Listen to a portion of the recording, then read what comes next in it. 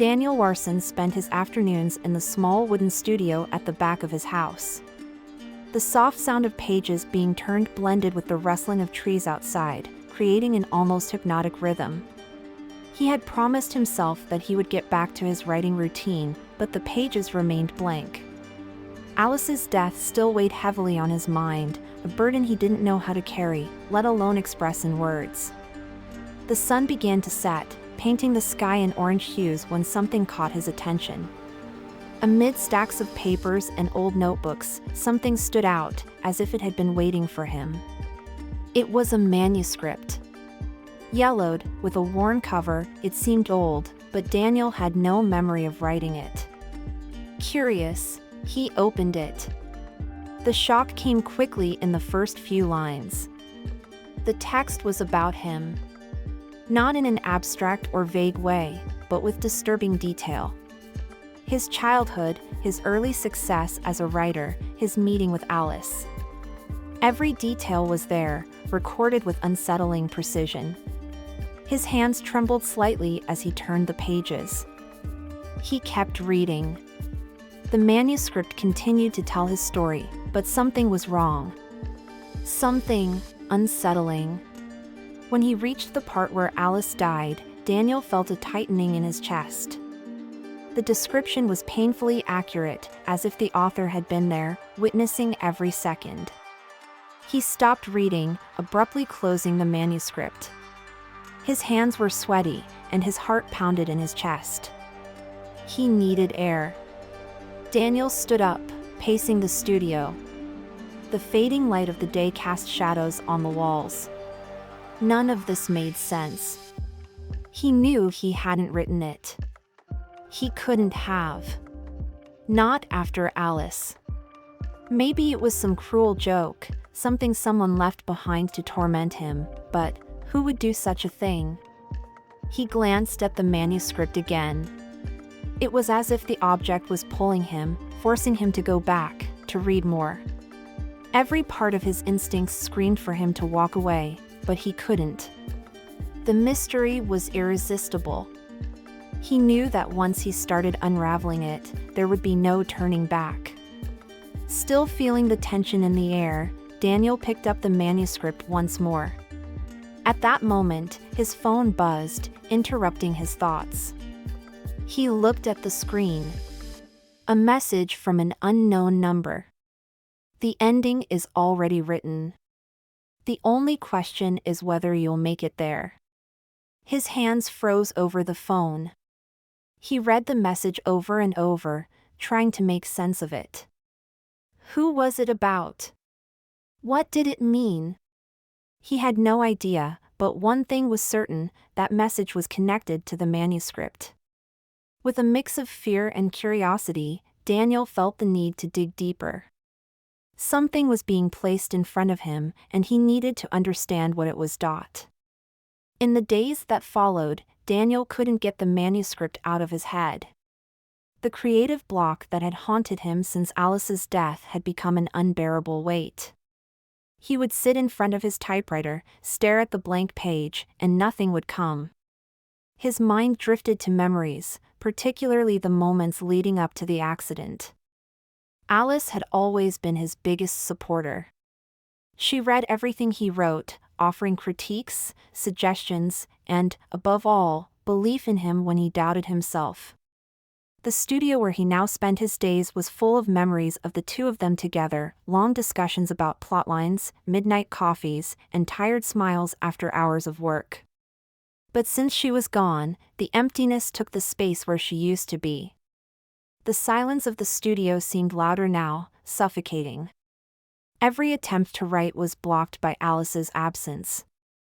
The words wouldn't come because, deep down, he knew no one would read them with the same care she once did. Now, the manuscript that had appeared in the midst of his mental chaos seemed to be the only thing connecting him to any kind of narrative. But it wasn't the type of story he wanted to write, let alone live.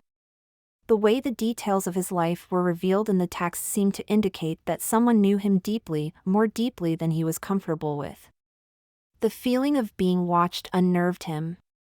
He avoided opening the manuscript for the next few days, but its presence was felt in every corner of the studio. It was as if something dark was hanging over his life, something he couldn't shake off. Every time he thought about Alice, her memory intertwined with the content of the manuscript. And the text message he'd received kept echoing in his mind. The ending is already written. The only question is whether you'll make it there. He avoided opening the manuscript for the next few days, but its presence was felt in every corner of the studio. It was as if something dark was hanging over his life, something he couldn't shake off.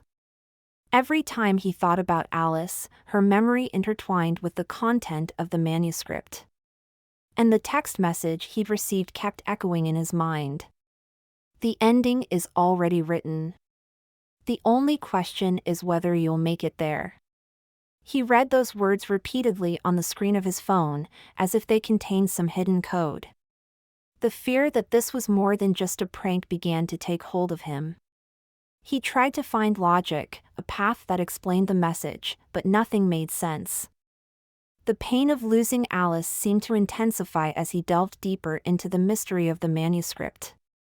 He began to suspect that it wasn't just a coincidence. Something connected her death to the text, but he didn't know what.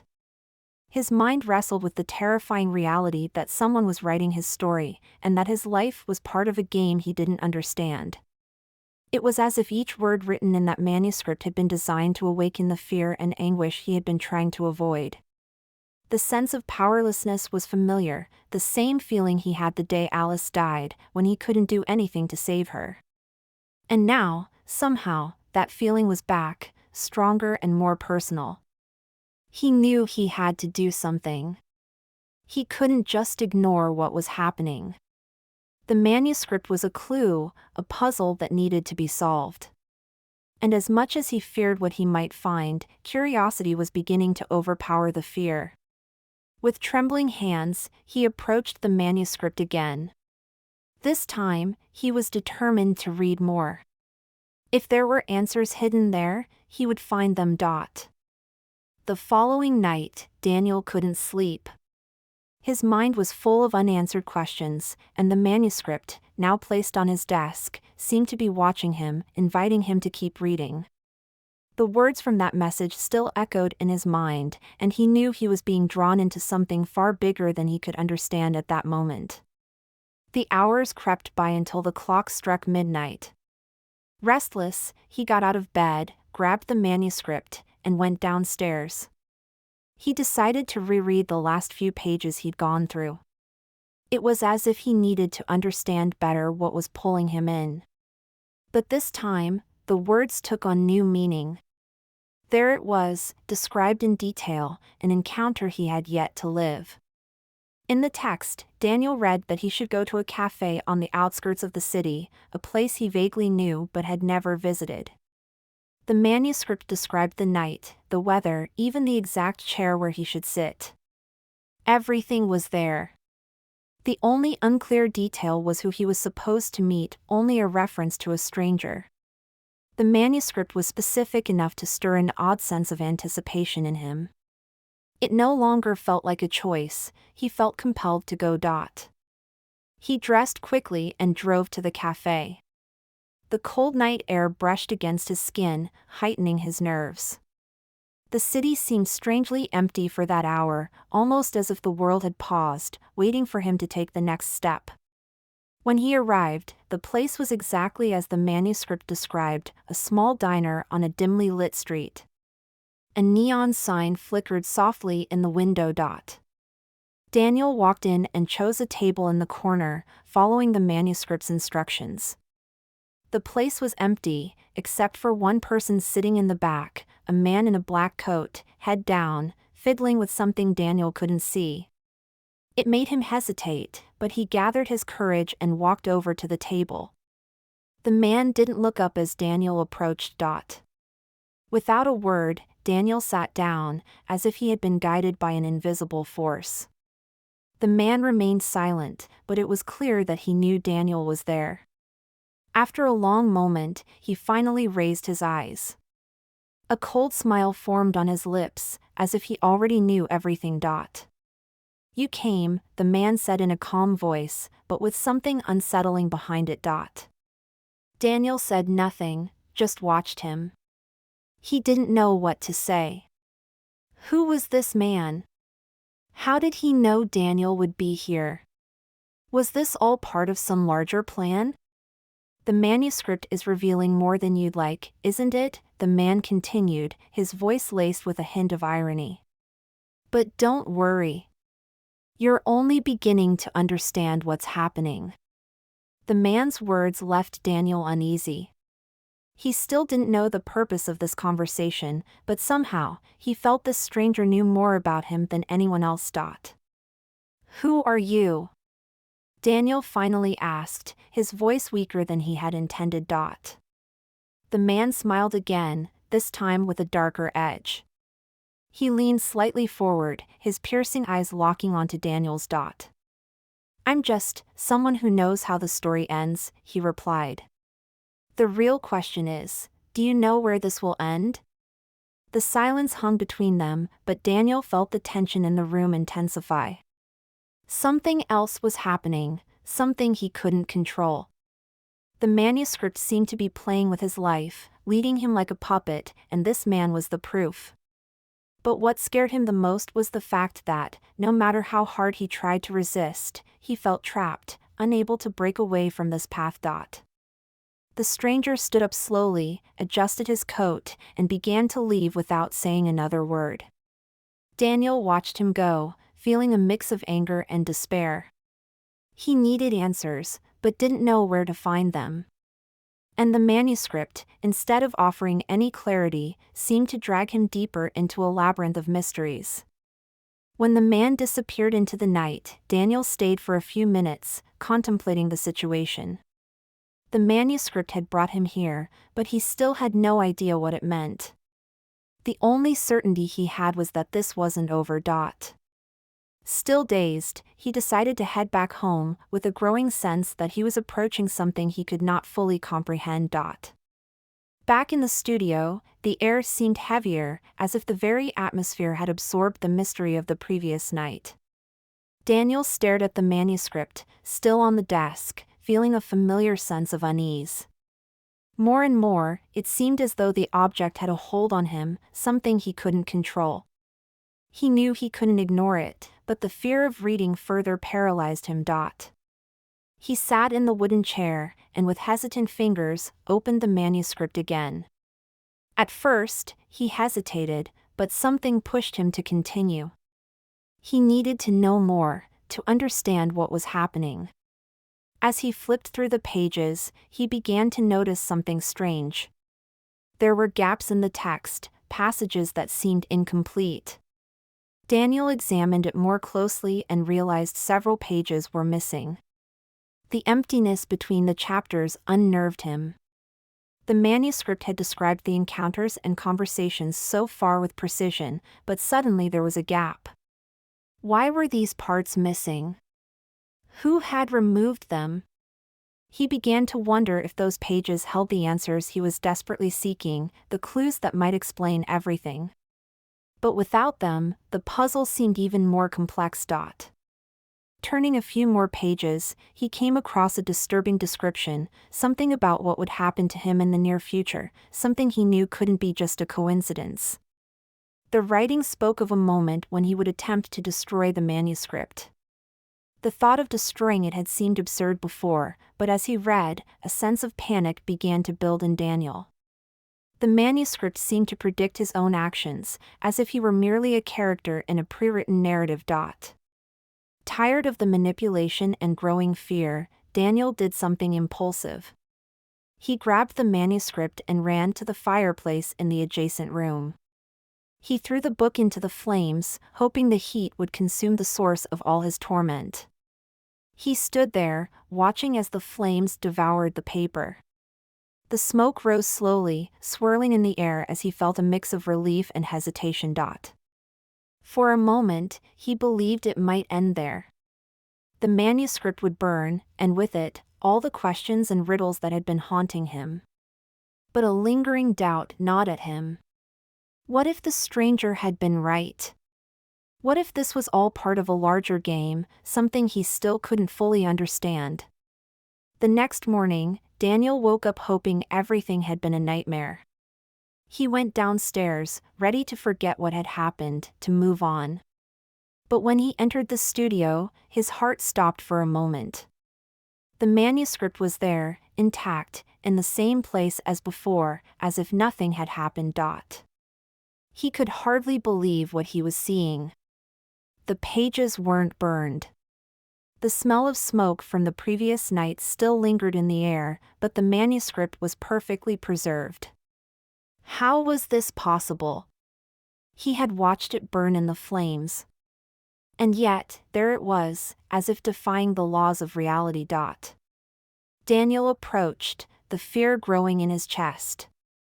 He picked up the manuscript with trembling hands, feeling the familiar weight of the object that now seemed like a curse. He opened it, hoping to find something different, but the same words were there. The missing pages were still gone, like an incomplete puzzle, but the manuscript itself remained exactly as before. The sense of helplessness overwhelmed him. He couldn't control what was happening. The manuscript seemed to have a life of its own, something that defied logic. For the first time, Daniel realized that he might be dealing with something beyond his understanding. Some force was manipulating him, and he had no idea how to escape it. Now, more than ever, he knew he couldn't keep ignoring the mystery. Something was deeply wrong, and the manuscript was the key. But without the missing pages, there was no way to complete the story. Every part of the narrative seemed to be leading to a fate he couldn't avoid. And despite his fear, one question kept circling in his mind: who or what was behind all of this? The missing pages from the manuscript continued to torment Daniel. Every time he tried to push them from his mind, their absence became even more noticeable. He knew something crucial was missing, a piece that, if found, might answer all his questions. But every attempt to move forward only deepened the mystery. The manuscript didn't just predict his actions, it shaped his life in ways he still couldn't comprehend. The more he thought about it, the more he remembered Alice, and the connection between her and the manuscript became impossible to ignore. Alice, always so insightful, had been investigating something before she died. Daniel had never known exactly what, but there were moments when she seemed distant, absorbed in something he couldn't understand. At the time, he thought it was just another one of her artistic projects, but now, he wasn't so sure. There was something she hadn't shared with him, something that, in some way, was linked to the manuscript. Daniel began searching through Alice's belongings. Every box, every notebook. If she knew something, he needed to find out. Amidst her things, he found a journal he had never seen before. The cover was simple, worn, and as he opened it, his heart raced. Alice mentioned the manuscript. She knew. The entries in Alice's journal revealed that she had found the manuscript weeks before her death. She, too, had been disturbed by the level of detail about their lives the text revealed. Like Daniel, Alice had been drawn to the mysteries within its pages. She had written about sleepless nights when she felt something or someone was watching her. And most unsettling of all, there was an entry that mentioned the missing pages. The missing pages hold the truth. But who hid them? And why? A chill ran down Daniel's spine. Alice had been trying to uncover what was behind the manuscript, and that search had consumed her final days. There was more. Alice had also tried to destroy it, without success. She described a night when she threw it into the fire, but, just as it had happened to Daniel, the manuscript reappeared the next morning, untouched. Now everything made sense. Alice had been trapped in the same cycle he was now caught in. The manuscript wasn't just an isolated piece of their lives, it was something far bigger. The connection between what he was experiencing and what had happened to her was undeniable. And the most disturbing part, Alice's journal suggested she believed someone was manipulating her. Daniel continued reading Alice's notes, each word deepening his sense of dread. She mentioned a mysterious figure, someone who seemed to know more about the manuscript than anyone else. In the last weeks of her life, Alice had become obsessed with finding out who this person was. And despite her efforts, she had never gotten close to the truth. Alice's final entry was written the day before her accident. In it, she described a meeting that never took place. "Tomorrow, I will confront him. I will find out who's behind this. Finally, I'll have answers." But Alice never got the chance. The next day, she died in an accident that Daniel had always believed to be a tragic coincidence. Now, everything was different. What if the accident wasn't really an accident? What if the manuscript was somehow connected to her death? Daniel's mind swirled with doubt and fear. He had found what he'd been searching for, but now he faced an even darker abyss of questions. What did Alice know? Who had she been about to confront? And, most importantly, why had she never had the chance?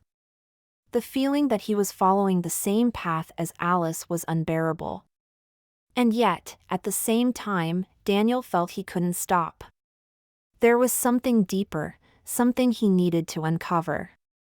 The manuscript was a trap, yes, but it was also the only key he had to understanding his wife's death. With Alice's journal in hand, Daniel felt a mix of fear and determination. He knew he was about to dive even deeper into this mystery. And just like Alice, he now wanted to confront whoever was behind the manuscript. Because if he didn't, the story wouldn't end, at least not the way he hoped. He knew, deep down, that something darker was lurking.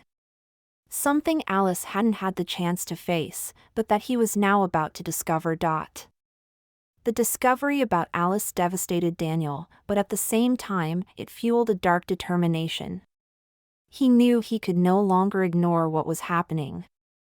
Alice had died trying to uncover the truth, and now, it felt as though he was destined to follow in her footsteps. But the question that haunted him was, would he meet the same fate? The next night came quickly, and Daniel knew he had to continue his search for answers. Alice's journal had led him to a single conclusion: someone was behind the manuscript, a figure she had almost confronted but never got the chance to. And Daniel felt, with disturbing certainty, that this someone was the man he had met at the cafe. He returned to the place the following night, his heart pounding. The cafe was just as it had been before, the dim lighting, the dense air. This time, Daniel didn't need to wait. As soon as he walked in, the man was already seated, waiting for him, as if he knew Daniel would return. The same black coat, the same calm, calculated posture. Daniel approached with steady steps, feeling the weight of fate pressing down on his shoulders. "You already know what's happening, don't you?" the man said, without preamble, before Daniel could utter a word. His voice was calm, but there was something deeply unsettling behind it. Daniel sat across from him, his stomach twisting with anger and fear, but also with a strange sense of inevitability. He needed to hear what this man had to say, he needed the answers Alice never got. "Who are you?" Daniel asked, trying to keep his voice steady. "And what do you want from me?" The man smiled, but it wasn't a friendly smile. It was cold, calculated, almost as if he already knew how this conversation would end. "I'm you," he replied, his words chilling the air. "Or, at least, I'm what you're going to become." Daniel frowned, confused. That made no sense. He looked closer at the man, and that's when he saw it. The facial features, the tired eyes, the way he moved. It was like looking at a distorted reflection of himself, a corrupted, older version. A chill ran down Daniel's spine. "That's impossible," he muttered, his voice barely audible. The man leaned forward slightly, his eyes fixed on Daniel's, as if he were about to reveal a long-kept secret. The manuscript, the man began, his voice low and heavy, isn't just a story. It's a cycle. An endless cycle in which you are trapped. Just like Alice was. Just like I am. And, just like us, you will fail to escape. Because that's what the manuscript does. It writes our story before we even have the chance to live it. And everything we do is just following the words that have already been written. You try to resist, but the ending is always the same. The man's words hit Daniel like a punch. He wanted to scream, to deny, to run. But deep down, he knew there was some truth to it. Since he'd found the manuscript, his life no longer felt like his own. Every decision, every move seemed already planned. The manuscript wasn't just predicting his actions, it was shaping his life in ways he still couldn't fully grasp. And Alice? Daniel asked, his voice breaking with pain. Did she know? The man hesitated for a brief moment, then nodded slowly. Alice knew, but she tried to escape. She tried to find out who was behind it all. But the cycle caught up with her, as it catches up with all of us. You think she died by accident? No, Daniel. She died because the manuscript had already written her death. Just like it's already written yours. Daniel felt as though the ground was crumbling beneath his feet. He didn't want to believe it. He couldn't believe it. But at the same time, it all made sense. The cycle was real. He was trapped, just as Alice had been. And the man in front of him was living proof of it, a version of himself who had failed to break free, doomed to repeat the same story over and over. Then, there's no way out? Daniel asked, his voice barely a whisper. There was little hope left in his tone, but it was still there, fighting to survive. The man smiled again, that same dark, empty smile devoid of hope. No. The cycle is all there is. You can try, as I tried, as Alice tried, but the ending is already written. You'll see, Daniel. When the time comes, you'll understand. With those words, the man stood up, leaving Daniel alone in the cafe, surrounded by a deep and terrifying silence. The weight of the truth settled over him like a storm. He was trapped. Alice had been trapped. And that man, his future shadow, was trapped too. When he returned home, Daniel couldn't shake the feeling of despair. The manuscript seemed to be the key to everything, but now he knew it couldn't be destroyed. The cycle had consumed him, and the only thing left to do was find out how far it would take him. But one thing was certain, he wasn't going to give up so easily. Alice had tried to fight, and now he would fight too. Even if the manuscript had written his fate, he would try to rewrite the final lines. The story wasn't over yet. Back in the studio, Daniel felt the weight of every word the stranger, his future self, had spoken. The cycle was real, and he was trapped in it, just like Alice had been. But now, knowing this, the only thing he could do was fight.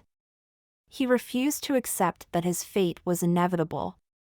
As powerful as the manuscript seemed, Daniel believed there had to be a way to break the cycle. If he could do something different, maybe, just maybe, he could change the outcome. He spent hours, maybe days, without sleeping properly. The manuscript sat on the desk, always there, untouched as if it had never been burned. The missing pages still haunted him, but this time, he decided he wouldn't wait for answers. He would create his own. That night, Daniel made a final decision: he would rewrite the manuscript. If everything written within its pages dictated the future, perhaps he could change the course of events by rewriting them. He grabbed a notepad and pen and started to write. Every word he put down was careful, deliberate, as if he was shaping destiny itself.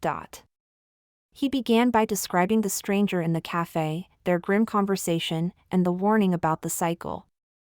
But instead of accepting his fate, Daniel wrote a new ending. In this new version, he confronted the cycle, challenged the written words, and found a way to break the control the manuscript had over his life. The writing process was intense, almost cathartic. Daniel felt like he was finally reclaiming control over his story. As he wrote, visions of Alice filled his mind.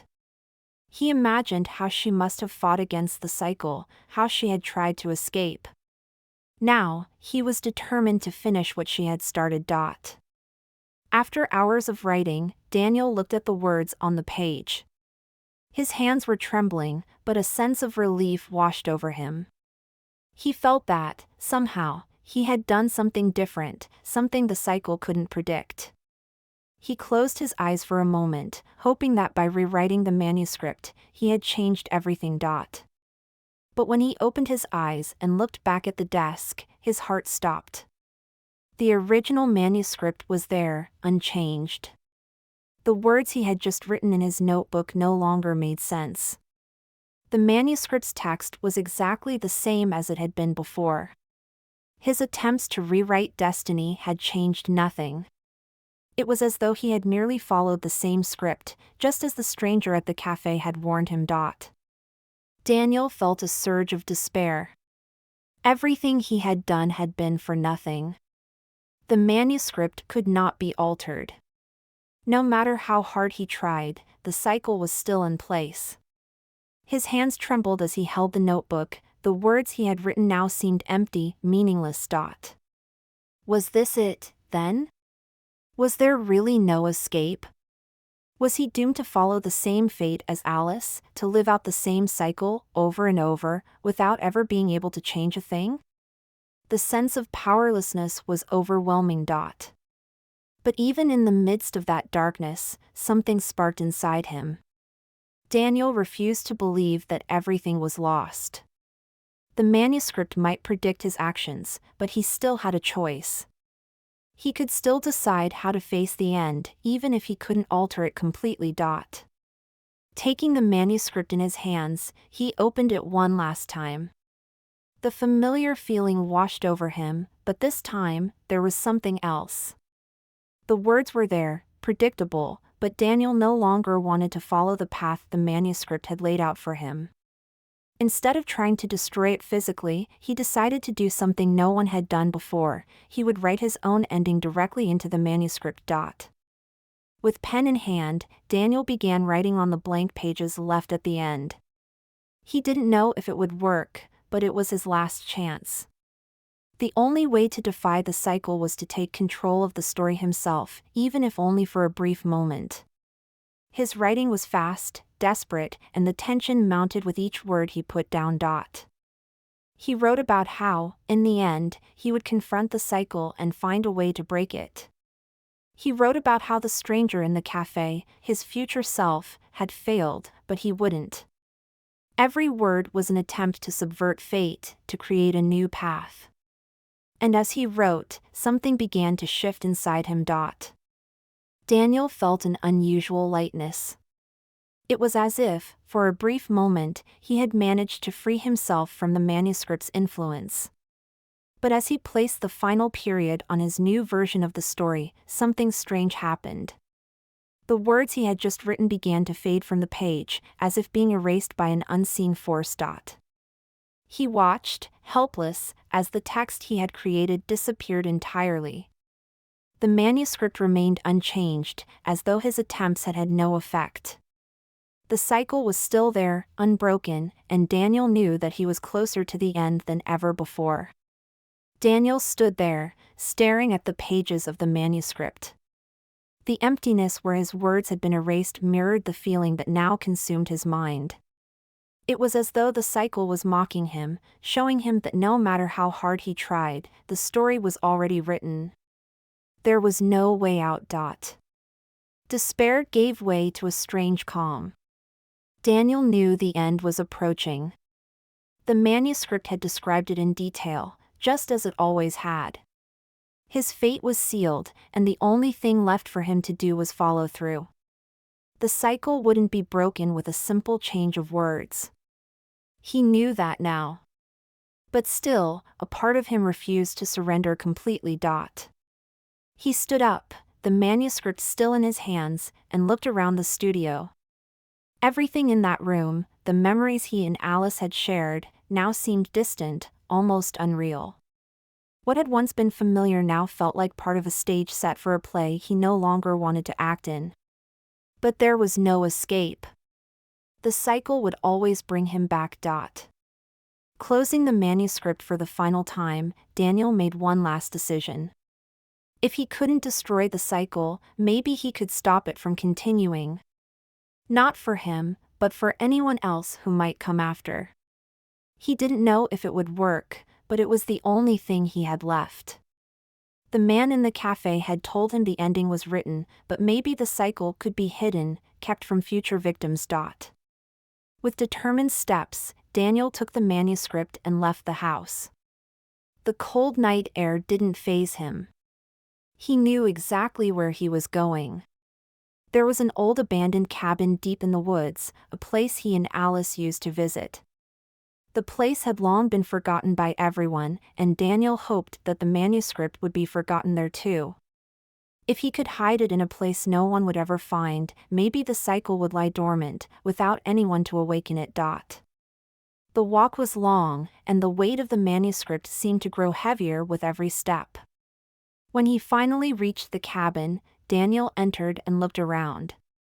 The interior was covered in dust, with old, rotting furniture. It was the perfect hiding spot for something that needed to be forgotten. He found a space between two loose floorboards and placed the manuscript there. With steady hands, he covered the hole with wood and dirt until there was no trace that anything had been buried. When he finished, Daniel stood still for a moment, taking a deep breath. He knew this wouldn't save him, but for a fleeting moment, he felt a small sense of relief. Maybe no one else would have to suffer like he and Alice had. But deep down, Daniel knew the cycle would still catch up with him. The manuscript might be hidden, but his fate was already written. The final words he had read before leaving the house echoed in his mind.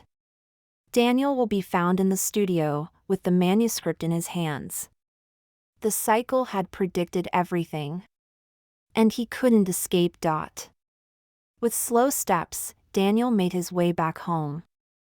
The silence of the night felt heavier now, almost as if the world around him was waiting for the end. He entered the studio, the sense of inevitability hanging in the air. He looked at the desk where the manuscript used to sit, now empty. But even without the book there, Daniel knew the end was near. He sat down, took a deep breath, and closed his eyes. He knew the cycle was complete, and that soon enough, someone would find his story. Maybe in a distant future, maybe in the near one. But the manuscript would always find a way back. And then, in the quiet of the night, everything ended. Months later, in a second-hand bookstore, a young writer was browsing through stacks of old books. Among them, something caught her attention, a notebook with a worn cover, seemingly very old. She picked it up and opened it, her hands trembling slightly with the excitement of discovery. The first lines made her smile, intrigued by what seemed to be the start of a story. The words on the first page were clear and direct: "You should never have opened this book."